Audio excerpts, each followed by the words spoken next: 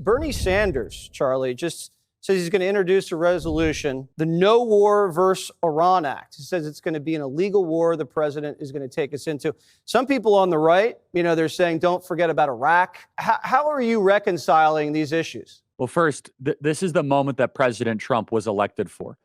Thank God that we have President Trump in the Oval Office with this high stakes situation. Look, President Trump 10 years ago, he went down the golden escalator. And when he announced for the presidency 10 years ago to this day, he remade the Republican Party on foreign policy. He said no more permanent wars in the Middle East. Albeit, though, he is not an isolationist. He is willing to use violent and precise force against our enemies, like taking out Soleimani or dropping the Moab, if and when necessary. President Trump understands his base extraordinarily well. He knows that his base does not want another Iraq. He does not want Libya, does not want a civil war or bedlam where the United States is left carrying the bag. But also President Trump has been morally clear for a decade. Iran should not have a nuclear weapon. And President Trump has the talent, the expertise to be able to thread that needle. The generation that I represent, Jesse, the under 30 crowd, they absolutely are very war weary. Many of them voted for President Trump on college campuses because they did not want to see a Joe Biden or George Bush philosophy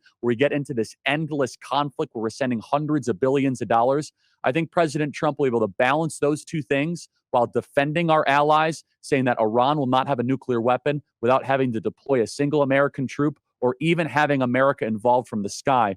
President Trump can get that deal done while fulfilling the mandate that the voters gave. Charlie's point is right. Trump can do both of these things at the same time. He cannot he doesn't reject the base by doing what is right for America and its allies. And we don't have to be heavily involved. But imagine day after, suddenly Iran no longer sponsors state terror. Libya then is like, oh my God, Hezbollah, an Iranian army that took over our country, is no longer part of this. Lebanon is for the Lebanese again. Jordan and Egypt sat out the war. They can have their countries for their people. Hamas will have no funding anymore. The Houthis will be like, I guess the party's over, right? And then, again, it doesn't mean that there will be no problems, but it would literally be a new way of looking at the world. And in some sense, doesn't that feel like everything that has happened over the last 20 years, technologically, militarily, all of these ideologically, doesn't it feel like we're kind of ready to flip the script on this thing? I think that's what Trump sees. I really do.